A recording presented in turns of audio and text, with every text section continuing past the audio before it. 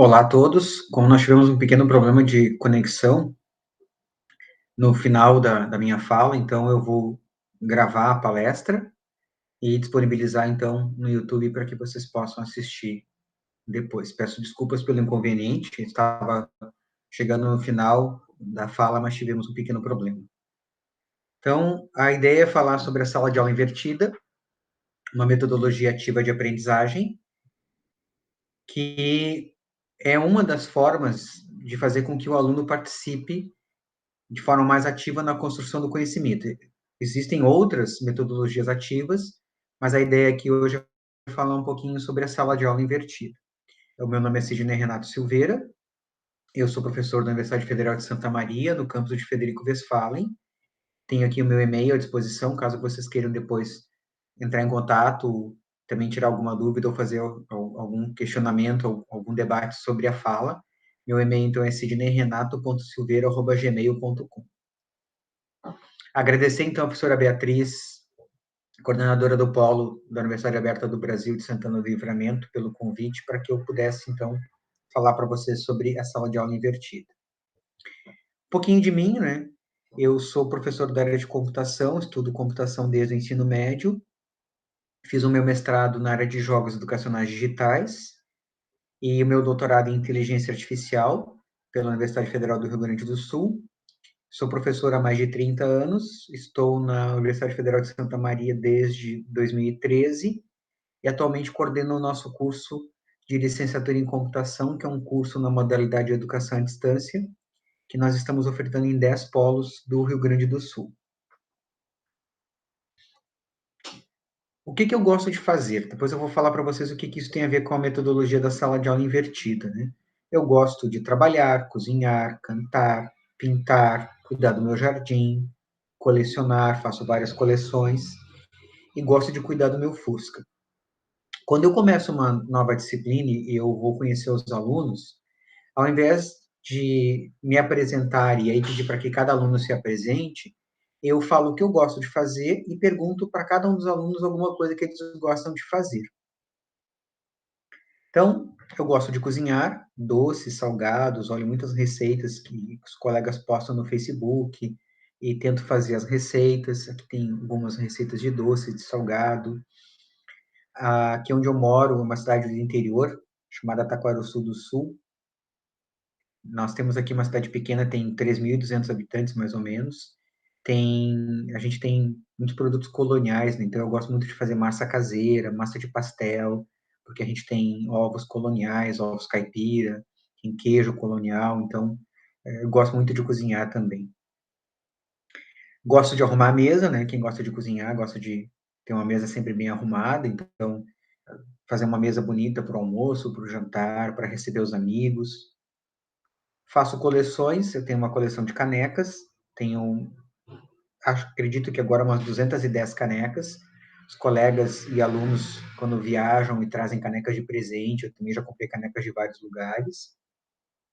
Tenho uma coleção de gatos, em torno de 300 gatos, também muitos comprados em viagens e colegas viajam e trazem presentes também. Tem gato de madeira, tem de porcelana, tem de cristal, tem de tudo que vocês imaginarem.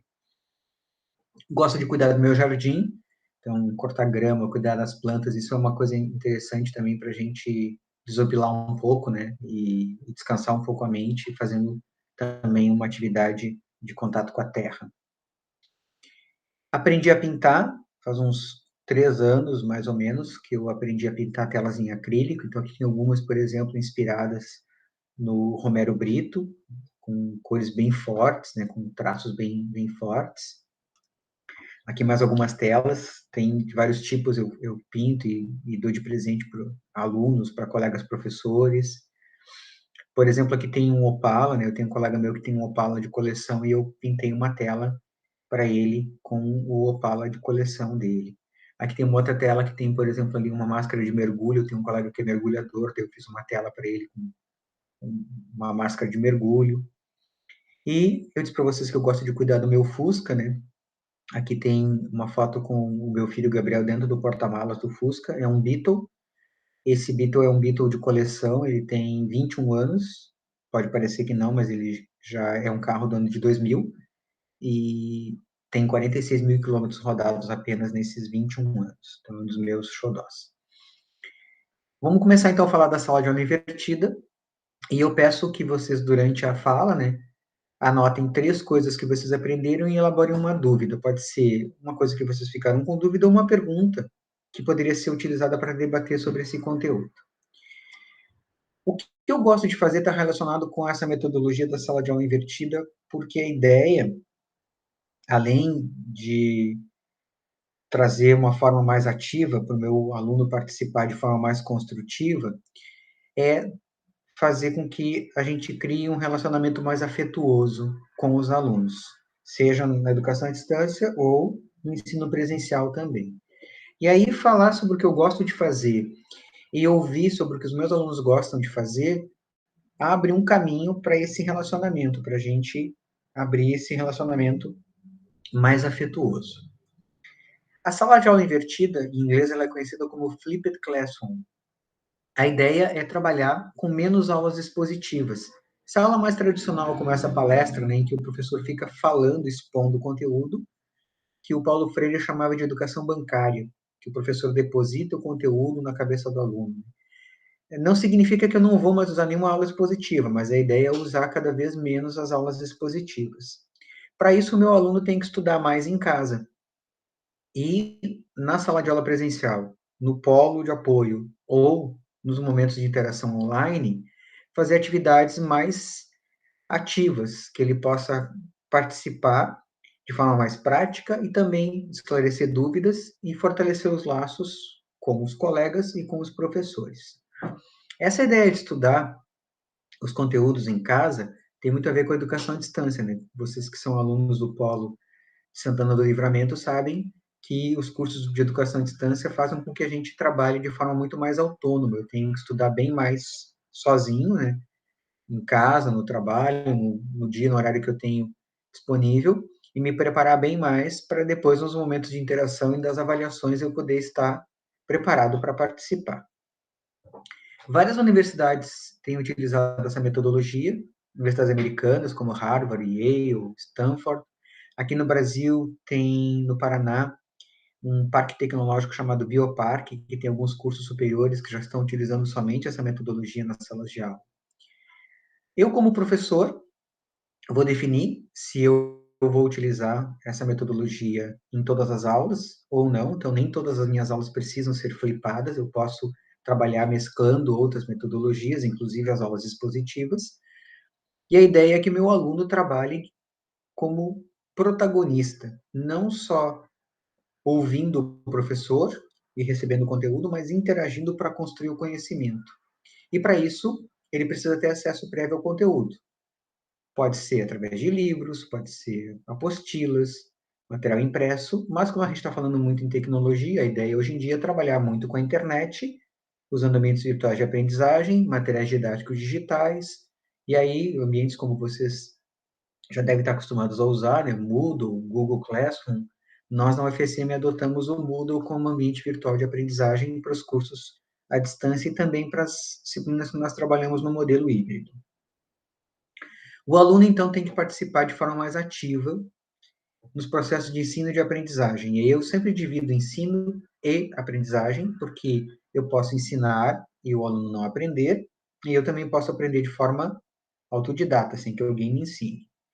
E eu sempre digo para os meus alunos, né, a importância de nós aprendermos a aprender. Aprender a vida toda. Uma nova tecnologia, um novo processo, aprender uma nova profissão, aprender a trabalhar em equipe. Então, é importante aprender a aprender para que eu me torne um cidadão ativo, né, participante da sociedade, participando da sociedade onde eu vivo, e também para que eu possa estar ativo no mundo do trabalho. O professor, então, numa metodologia ativa como a sala de aula invertida, ele vai trabalhar muito mais como um conteudista, produzindo materiais didáticos. Aqui eu coloquei a ideia dos digitais, mas também pode ser outros materiais, né? Não necessariamente somente material digital. Então, produzindo uma videoaula, produzindo slides, produzindo e-books, simuladores, jogos, ou também buscando materiais que já existem na internet. Tem muito material pronto, né? Então eu, professor, se eu não tenho o conhecimento necessário para desenvolver um material digital, ou se eu não tenho tempo para isso, eu posso também buscar materiais que já existem, que estão disponíveis, e disponibilizar esse material para o meu aluno. E aí eu passo a ser não somente um expositor do conteúdo, mas um mediador entre o conhecimento que está disponível, de várias formas, em várias mídias, e eu vou fazer a mediação desse conhecimento com o meu aluno e com os conteúdos que eu preciso abordar na minha disciplina. A sala de aula invertida, né? A ideia do inverter é que o aluno vai fazer em casa a parte mais conceitual, que seria a aula mais expositiva, e na aula vai fazer a parte mais prática, como se fosse o tema de casa. Então, ao invés de ele fazer a aula expositiva e ir para casa com o tema, ele vai fazer a aula expositiva em casa e o tema na sala de aula, no polo ou no momento online. Essa sala de aula invertida é uma metodologia nova? Eu diria que não.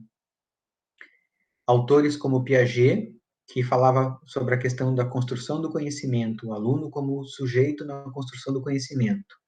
E o Vygotsky, que falava muito sobre essa questão da interação social, da interatividade, da afetividade, são base para essa roupagem nova que é a metodologia da sala de aula invertida. Então, eu posso buscar lá na teoria do Piaget e do Vygotsky todo embasamento para a sala de aula invertida.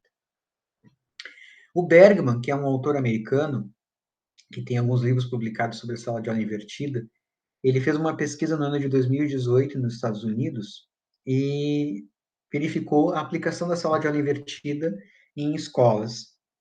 E, inicialmente, 80% dos professores não queriam adotar o modelo e 80% dos alunos disseram que preferiam a sala de aula invertida à metodologia tradicional de ensino.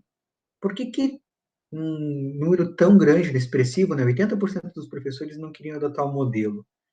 É resistência, acomodação, a questão de preparar as pré-aulas. Então, eu, professor, né, me colocando nesse papel de resistente, né? Por que em algum momento eu, professor, resisto a uma nova metodologia?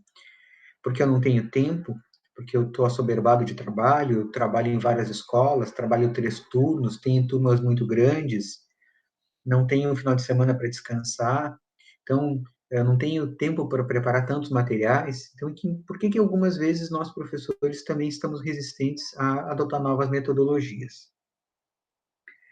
Quando eu trabalho numa metodologia ativa, o tempo de aula tradicional, né, ele é mais curto, porque eu vou ficar menos tempo expondo o conteúdo, mas eu vou gastar mais tempo preparando conteúdos, preparando videoaulas, preparando materiais didáticos, buscando materiais na internet e depois também fazendo toda a questão do feedback das atividades que nós vamos desenvolver nos momentos de interação. O Bergman sugere que a gente trabalhe com videoaulas, que é um modelo que tem sido bastante usado durante a pandemia, né? Videoaulas que podem ser gravadas e disponibilizadas no YouTube para o meu aluno assistir quando puder, ou também as chamadas lives, né, que são online. Ele sugere que essas videoaulas não tenham mais do que 8 minutos. 8 minutos é pouco tempo, né? Então, por exemplo, numa disciplina minha, o que eu faço algumas vezes? Eu faço mais de uma videoaula para fechar um determinado conteúdo. Então, eu não vou conseguir fazer uma pequena videoaula e ver todo o conteúdo que eu queria ver. Então, eu faço 2, 3 e vou intercalando essas videoaulas com atividades. A ideia é que meu aluno não só assista a videoaula, que ele faça alguma interação. Então, eu, professor, posso pedir que ele anote algumas coisas durante a videoaula. Como eu pedi para vocês no início ali da fala, né, que vocês anotassem coisas que vocês aprenderam e elaborassem uma pergunta. Essa é uma forma de fazer uma interação com as videoaulas. E aí, no momento de interação presencial ou de interação online, eu, professor, resgatar isso que eu pedi que os alunos anotassem. De alguma forma, nós vamos usar isso num fórum, num debate online, e eu vou usar isso também para fazer o feedback, para verificar o que o meu aluno aprendeu, o que o meu aluno anotou sobre as aulas, que tipo de pergunta ele fez. Eu posso responder as perguntas, nós podemos fazer atividades em que os alunos vão responder as perguntas entre eles, então pegar a pergunta de um aluno ou de um grupo de alunos para outro grupo responder e fazer as atividades a partir dessas anotações que foram feitas após o aluno assistir a videoaula. No momento de interação online ou presencial, eu vou trabalhar com alguma atividade mais prática. Então, alguns exemplos: projetos, experimentos, discussões, simulações, jogos, estudos de caso, resolução de problemas. E aí depende muito da disciplina. Então, algumas disciplinas eu posso utilizar mais jogos, outras disciplinas mais um estudo de caso, depende muito do conteúdo. E aí o professor, que tem o domínio daquela área de conhecimento, é que vai definir qual dessas atividades é a mais indicada para interação, para a parte mais ativa do processo de aprendizagem. Alguns exemplos, então, dessas atividades, eu destaquei algumas. Né? A questão dos jogos, eu posso trabalhar com jogos educacionais, jogos que foram construídos para a educação, para ensinar algum conteúdo. Esses jogos podem ou não ser digitais, posso trabalhar com jogos de tabuleiro, e eu também posso trabalhar com jogos que não são educacionais, mas dão um sentido educacional para eles. Por exemplo, muitos professores trabalham raciocínio lógico usando o jogo de xadrez, que não é um jogo educacional. Tem muito jogo pronto, eu posso trabalhar com jogos na área de matemática, de língua portuguesa, de ciências. Então, existe uma série de jogos, não necessariamente com o computador, né? Posso trabalhar também com jogos de tabuleiro. Quando a gente fala em aprendizagem baseada em jogos, em usar os jogos, isso é diferente de um termo que tem que ser usado bastante atualmente, que é a chamada gamificação, gamificar.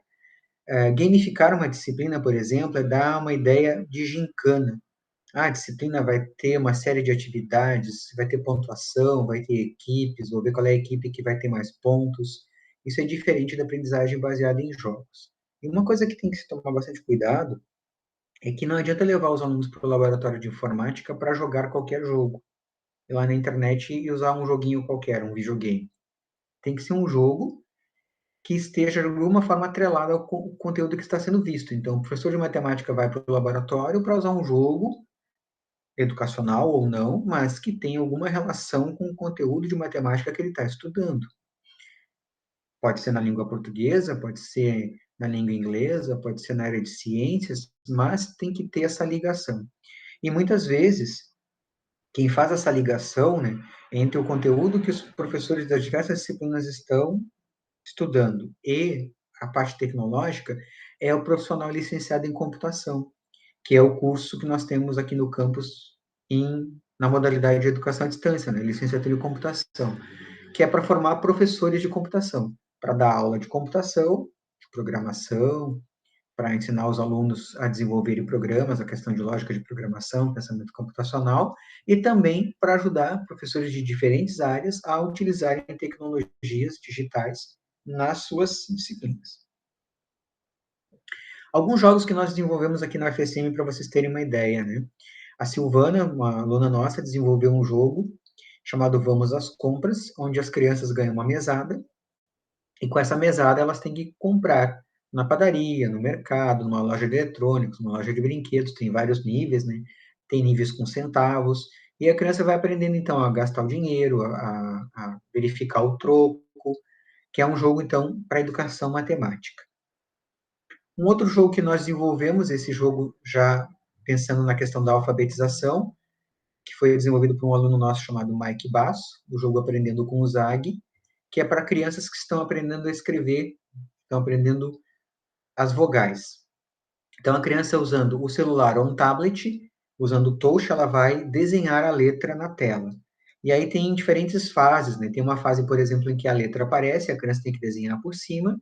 Depois tem uma outra fase em que a tela fica branca e a criança tem que desenhar a letra sem ver o contorno por trás. E aí o algoritmo que está por trás do nosso programa, usando redes neurais artificiais, que é uma técnica de inteligência artificial, verifica se essa letra foi desenhada corretamente.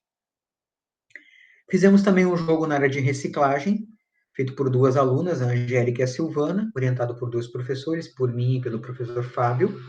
Aqui tem o linkzinho do jogo que vocês podem acessar na internet. Ele é um jogo em que existe um personagem, que é o Fred, que é uma homenagem à cidade de Frederico Westphalen, Então, o Fred tem uma bicicletinha, ele vai percorrer vários lugares na cidade, né? O parque, a escola, da casa dele até a escola. Ele vai encontrando lixo no caminho e ele tem que botar o lixo na lixeira correta. Um outro jogo que nós fizemos foi feito por duas alunas também, a Karina e a Silvana, também orientado por dois professores, eu e o professor Fábio. Um jogo que fala sobre o mosquito da dengue, como combater o mosquito da dengue. Esse jogo se chama Super Zid. Aqui também tem o link para acessar esse jogo na internet. Então, tem um personagem que é o Super Zid.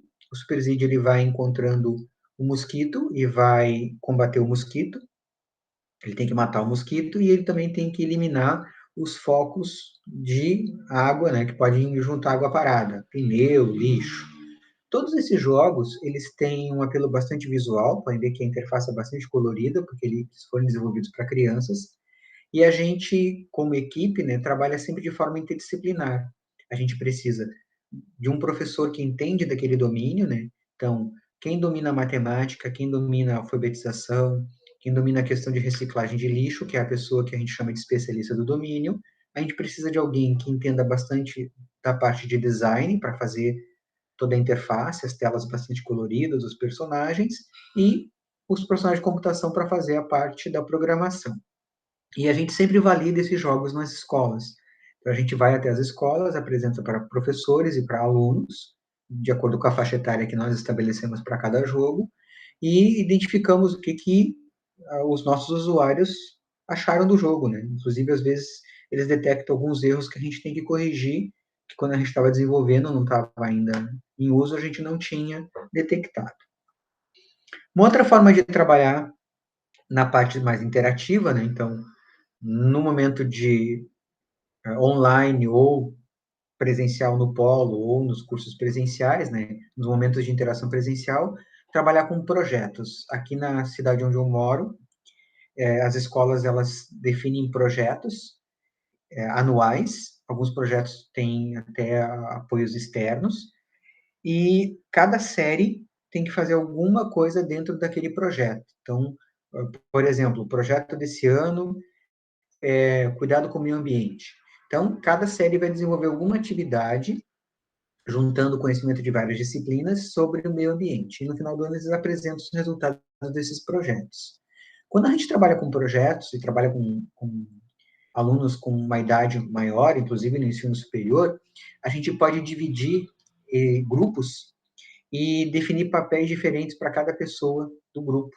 Então, ao invés do grupo se definir se reunir e definir o que vai fazer sozinho, o professor pode estabelecer papéis naquela equipe.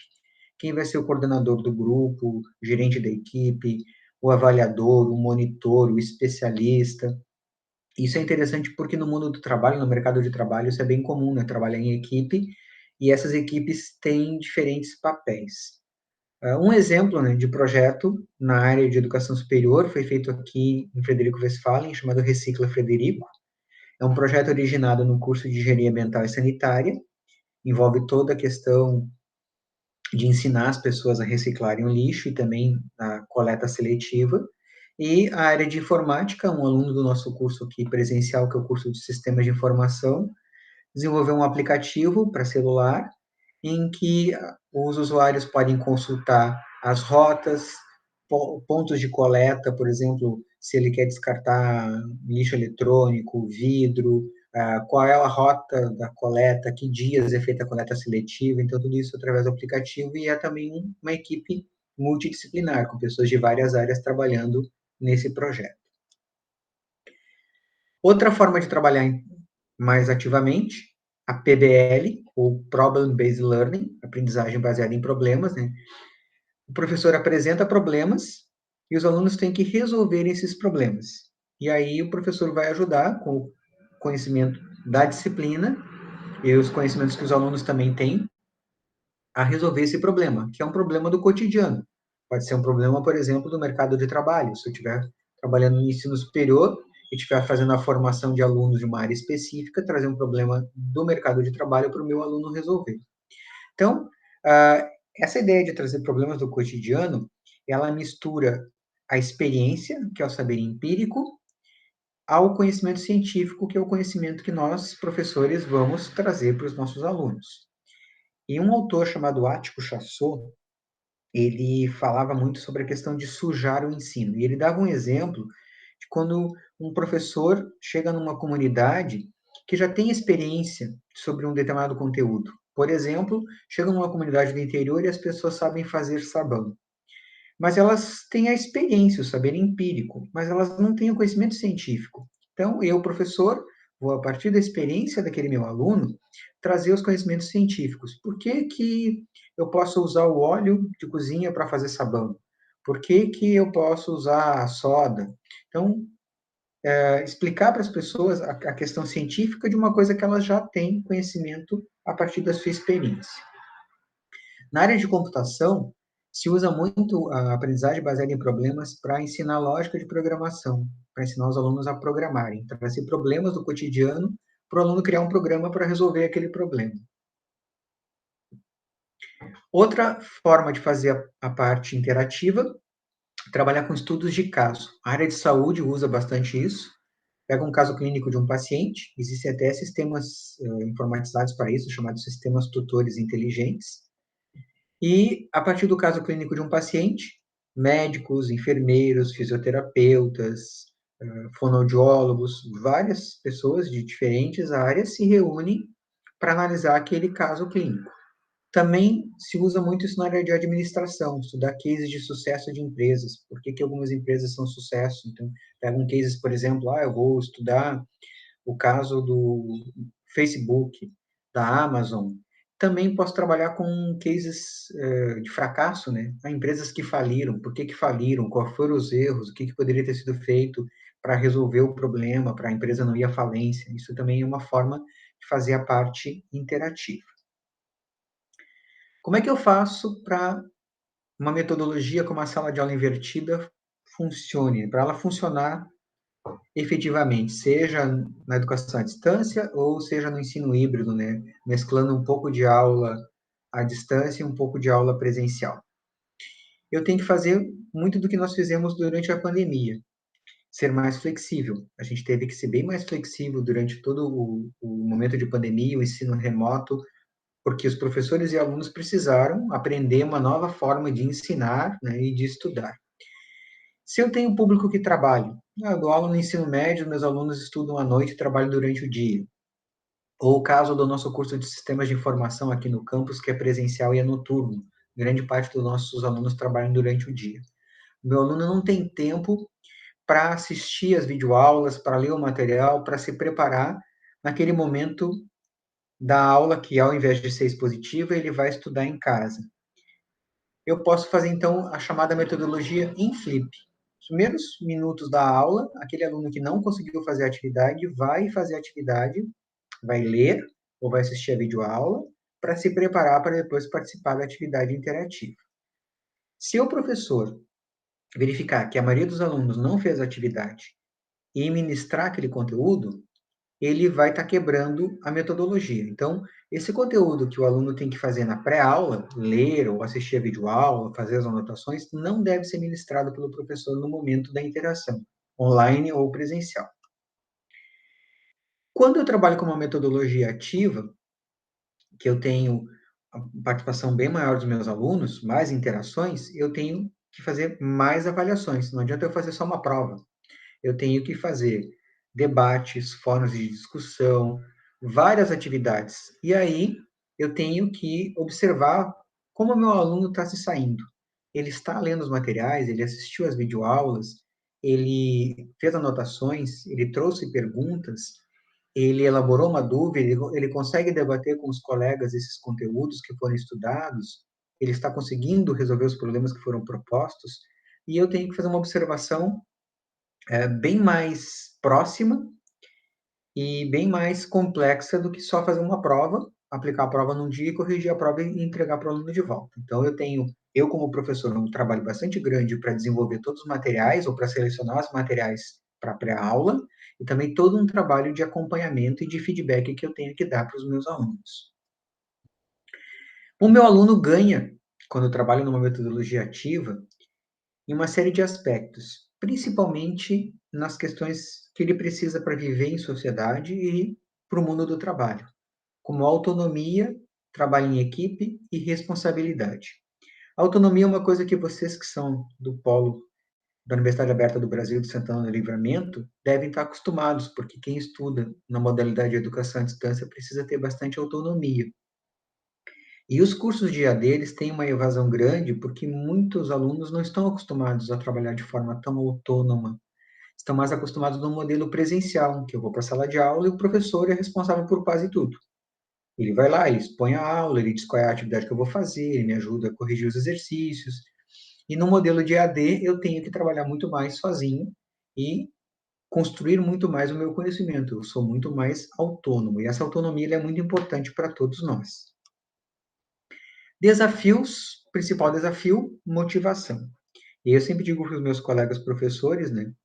Antes de motivar os alunos, o primeiro desafio é eu, professor, estar motivado. Né? Eu estar motivado para preparar uma videoaula, para buscar um conteúdo no YouTube, para utilizar um objeto de aprendizagem, para utilizar uma nova tecnologia, uma nova metodologia, para fazer uma avaliação diferenciada e motivar os meus alunos para que eles se preparem para a atividade interativa, para que eles se preocupem com a qualidade da aprendizagem e para que eles desenvolvam o hábito de leitura. A gente tem visto cada vez mais as pessoas com dificuldade para interpretar textos, né? Para ler, para falar, para escrever. Eu sempre digo para os meus alunos, né? Se eu não leio, eu não escrevo bem e eu não falo bem. Não tem como eu me preparar para apresentar um trabalho em sala de aula, para apresentar um projeto na minha empresa, para fazer uma venda para um cliente, para saber falar, escrever bem, se eu não ler. Tenho que ler para falar e escrever corretamente.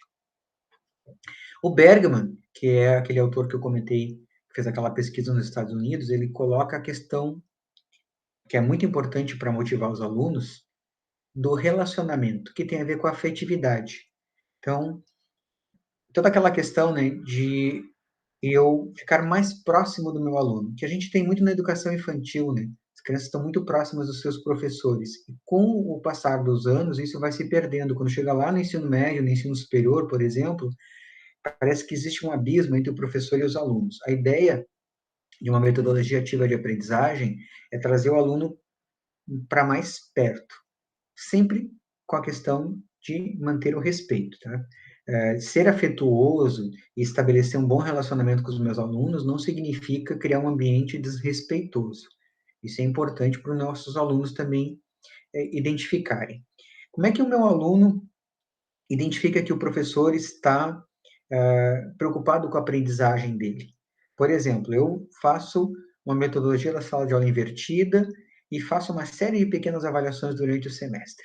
E aí eu faço, por exemplo, 10 avaliações.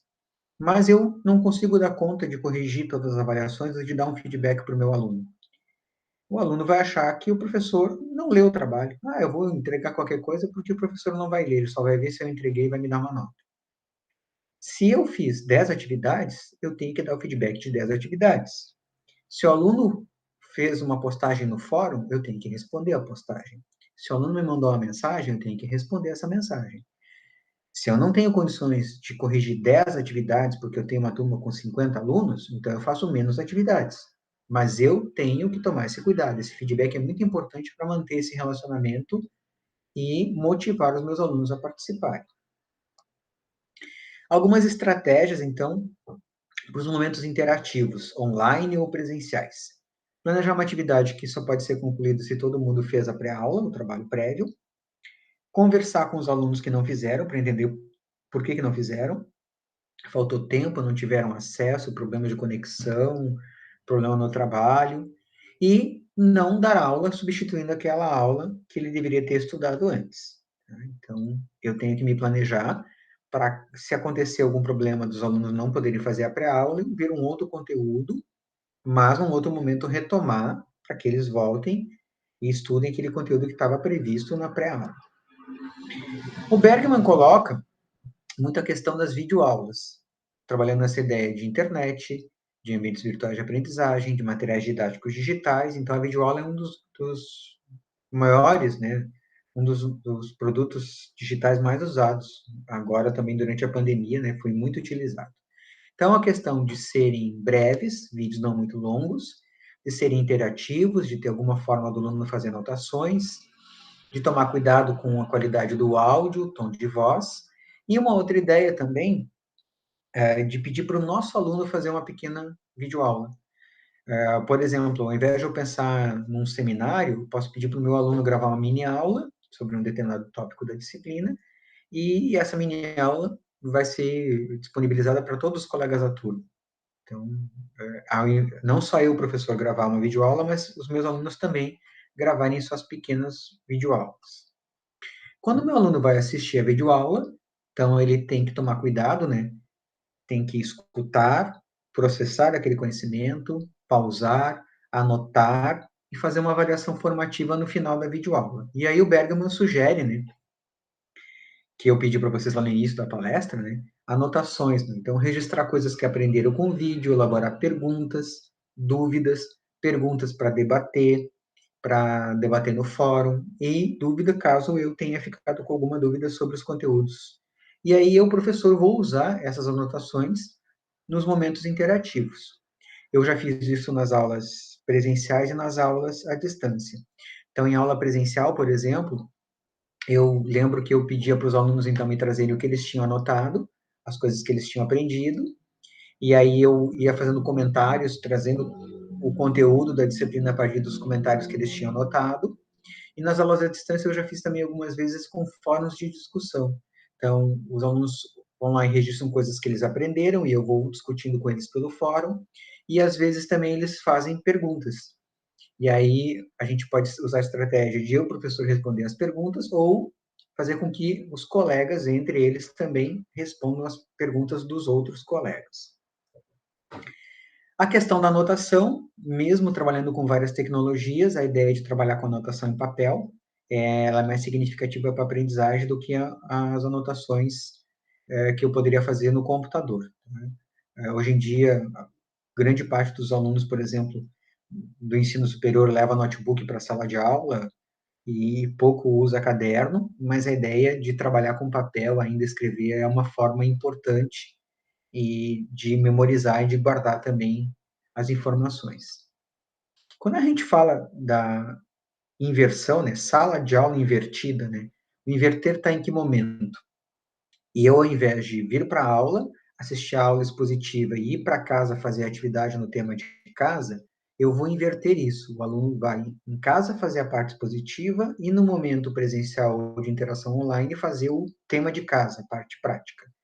E aí eu vou inverter a chamada pirâmide da taxonomia de Bloom, que eu começo lá de baixo do recordar, né, memorizar, até o topo, que é o criar. Então, recordar, compreender, aplicar, analisar, avaliar e criar. Eu quero o aluno que consiga chegar lá no topo, né? Que ele consiga criar coisas novas. Eu vou inverter essa pirâmide. Ele vai fazer em casa a parte mais simples do recordar e compreender e vai fazer nos momentos de interação presencial online aplicação, análise, avaliação e criação. Então, eu quero a aquisição do conhecimento em casa, produção e criação nos momentos presenciais ou online. Uma outra pirâmide interessante é a pirâmide do William Glasser, que fala como a gente aprende, desde ler até ensinar uma outra pessoa. Eu sempre digo para os meus alunos como é importante, né, eu aprender e ensinar um colega. Então, eu tenho conhecimento, eu conheço mais de uma área, e a gente cria um grupo de estudos, e, por exemplo, nós vamos lá no polo de apoio presencial, reunimos esse grupo e um colega que sabe mais ensina os outros colegas. Como é diferente, né, eu saber fazer alguma coisa e eu me preparar para ensinar aquela coisa. É que nem dirigir o carro, né? Eu dirijo de forma automática. Se eu sentar do lado do carona e for ensinar alguém a dirigir, é bem diferente, porque eu vou ter que dizer para essa pessoa todos os passos que eu já faço de forma automática, mas eu vou ter que descrever tudo isso para essa pessoa. Então, eu aprendo muito também quando eu ensino uma outra pessoa a fazer alguma coisa. Algumas considerações para a gente fechar essa fala, né? Se eu vou trabalhar com a sala de aula invertida, que meu aluno vai fazer as atividades da pré-aula em casa, eu não devo passar uma atividade tradicional, chamado dever de casa tradicional. Não devo misturar as coisas. Né? Por isso que eu devo saber, como professor, quantas aulas e em que aulas eu quero trabalhar com essa metodologia invertida. E lembrar da questão da interação. Não adianta só o aluno assistir a videoaula, ler o material, se não tiver interação, alguma anotação, e se não tiver o feedback depois também. Eu, professor, tenho que fazer esse feedback. Posso utilizar muita coisa que já tem disponível na internet. Tem muita videoaula no YouTube, objetos de aprendizagem, laboratórios virtuais, jogos educacionais. Então, se eu não tenho tempo ou não tenho conhecimento suficiente para desenvolver meus próprios materiais, eu busco os materiais que já existem, vou verificar se estão adequados para o meu público-alvo, se o conteúdo está adequado, se não tem nenhum erro, e aí eu vou disponibilizar esse material para o meu aluno. E não desistir. Às vezes a gente adota uma nova metodologia e não funcionou como a gente esperava naquela disciplina, naquele dia, naquele conteúdo, naquela turma, e eu tento numa outra disciplina, numa outra turma, com outro conteúdo. Então, às vezes a gente tenta usar uma metodologia que não é aderente àquele conteúdo que a gente está vendo. Então, eu estou trabalhando com língua portuguesa, daí eu fui utilizar um jogo, mas não escolhi o jogo mais adequado para aquela faixa etária. Ou eu estou trabalhando com matemática e aí eu quero fazer um estudo de caso, e aí o estudo de caso não fecha com a ideia da matemática, seria melhor trabalhar com um jogo. Então, eu, professor, também tenho conhecimento do domínio, conhecendo bastante a minha área de conhecimento, eu consigo estabelecer e planejar qual é a atividade mais adequada para trabalhar. E o futuro? Então, para encerrar, né? E aí eu costumo perguntar se é futuro ou se é presente, porque as coisas já estão acontecendo, né? Elas já não são mais futuro, elas já são a nossa realidade. Aqui um gráfico do ano de 2020, do ano passado. O que, que acontece em um minuto na internet? Então, por exemplo, mais de US$ 1 milhão gastos em compras online em um único minuto. 4,7 milhões de vídeos assistidos no YouTube. 1,3 milhões de logins no Facebook. 4,1 milhões de buscas no Google. Então, nós, professores, alunos, a sociedade do conhecimento, o mundo do trabalho está dentro desse gráfico aqui. Nós estamos vivendo conectados 24 horas por dia. Facebook, Google, TikTok, Netflix, YouTube, compras online, WhatsApp. E nós temos que aproximar a escola deste modelo, porque esse é o nosso modelo de sociedade atual. Então, o nosso aluno, ele está acostumado a fazer um monte de coisas ao mesmo tempo, e a escola, muito presa àquele modelo tradicional, do professor falando, o aluno escutando, né, educação bancária, né, do Paulo Freire, o professor deposita o conhecimento na cabeça do aluno. E isso não é mais um modelo atrativo, não é o modelo da sociedade, não é o modelo do mundo do trabalho, não é o modelo que nós estamos vivendo atualmente. O que nós temos como possibilidades futuras? A gente sempre diz para os nossos alunos a importância de saber inglês, porque inglês é importante para fazer uma pós-graduação, para morar no exterior, para fazer um intercâmbio. Mas, além do inglês, hoje em dia, existem outras coisas que são muito importantes. Aprender a programação, pensamento computacional, aprender a programar. Então, essa questão de trazer a computação para dentro da educação básica. A Sociedade Brasileira da Computação tem estudado muito essa questão e os licenciados em computação são profissionais que estão preparados para isso, né? Como levar a computação para a educação básica, para os alunos aprenderem a programar. E inteligência artificial. Hoje em dia, muitas coisas que a gente tem usado e tem se falado falam sobre inteligência artificial, né? Assistentes virtuais, a inteligência artificial está nos bancos, começa a aparecer na área de direito. Então, cada vez mais isso está próximo da nossa realidade. Nós temos que estudar sobre isso também. Então, algumas tendências de alta e algumas tendências de declínio, né? Declínio, por exemplo, cada vez que eu começo a automatizar as tarefas, menos destreza manual eu preciso. Quanto mais coisas estão disponíveis no Google, por exemplo, menos eu preciso memorizar. A gente costuma dizer que hoje em dia a nossa memória está na nuvem, computação em nuvem. Tá tudo na nuvem, né? Eu não preciso guardar uma data. Se eu quero saber uma data lá histórica, eu vou lá no Google e aí eu tenho aquela data. Não preciso mais ficar decorando coisas. Mas tem coisas que o computador não vai fazer por mim. Criatividade, inovação, pensamento analítico, aprendizagem ativa, toda a questão de programação, né, criar novos aplicativos, isso tudo tendência de alta. Então, as coisas que têm mais a ver com a criação, criatividade. Para vocês verem como a inteligência artificial está cada vez mais perto de nós, né? Em 2019, o Boticário lançou um perfume que foi desenvolvido por uma inteligência artificial em um sistema criado pela IBM.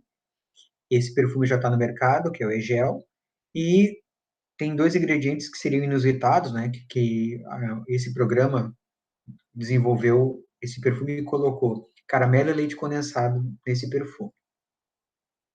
Um outro exemplo, o Hospital de Clínica de Porto Alegre, também em 2019, fez a primeira cirurgia robótica. Não é um robô operando sozinho, né? Tem um médico usando esse equipamento robótico com joysticks. Se o médico tremer, por exemplo, esse dispositivo ele vai estabilizar o tremor. Então, não tem aquela ideia ainda tão futurista, né, de que eu vou ser operado por um robô, que algumas pessoas poderiam ter medo disso, né? Tem um médico operando através de um equipamento robótico. Um outro exemplo, os bancos, né? Os bancos estão sempre muito avançados na área de tecnologia. A gente vê propagandas na TV falando sobre a BIA, Bradesco Inteligência Artificial. Vários bancos e também operadores de telefonia, quando a gente faz algum tipo de ligação e tenta buscar ajuda para resolver um problema, nós somos atendidos por um assistente virtual, até chegar numa pessoa que vai falar com a gente, e muitas vezes a gente nem fala com uma pessoa, só o assistente virtual que nos atende, até mesmo pelo WhatsApp. Esse assistente virtual é um programa de inteligência artificial, então, que já está aí funcionando bem próximo de nós, né, em vários lugares. Algumas referências, eu destaquei aqui em vermelho um livro do Bergman, que é sobre aprendizagem invertida para resolver o problema do dever de casa. Então, levar para casa a parte expositiva e fazer o dever de casa na sala de aula, no momento de interação. Mais alguns outros materiais aqui que vocês podem ter acesso para estudar um pouquinho mais sobre essa metodologia. Lá no início eu pedi que vocês fizessem algumas anotações. Então, a ideia é que no fechamento dessa fala a gente pudesse discutir sobre as coisas que vocês anotaram, o que vocês aprenderam, as perguntas que vocês elaboraram, as dúvidas, é uma forma de fazer, então, a interação e também o feedback do professor com esse conteúdo que nós acabamos de ver. Gostaria de agradecer a paciência, pedir desculpas, então, como nós tivemos esse pequeno contratempo quando estava no final ali da primeira parte da minha fala, antes de chegar naquela parte em que eu ia trazer alguns detalhes sobre o futuro, né, da aprendizagem, dos processos de ensino de aprendizagem. Tivemos um problema de conexão, então por isso eu acabei gravando a palestra para vocês. Lembrar que, apesar de todas as tecnologias, ensino remoto, educação à distância, ensino híbrido, seja o modelo que a gente for usar, seja o ambiente Moodle, o Google Classroom, nenhuma tecnologia substitui um bom professor. Eu já assisti aulas expositivas muito boas. Então, não quer dizer que só porque o professor está usando uma metodologia ativa ou porque está usando uma nova tecnologia que a aula vai ser muito melhor. Nenhuma tecnologia substitui um bom professor. Né? Então, em nenhum momento, apesar de trabalhar muito com tecnologia e com inteligência artificial, eu acredito que os alunos vão gostar muito mais de um assistente virtual do que um professor que vai estar lá interagindo e estimulando a aprendizagem, motivando esse aluno. Então, agradecer a paciência de todos em me ouvir, deixar meu e-mail aqui à disposição caso vocês queiram entrar em contato, e agradecer novamente o convite da professora Beatriz para que eu pudesse participar da jornada acadêmica do Polo da UAB de Santana do Livramento.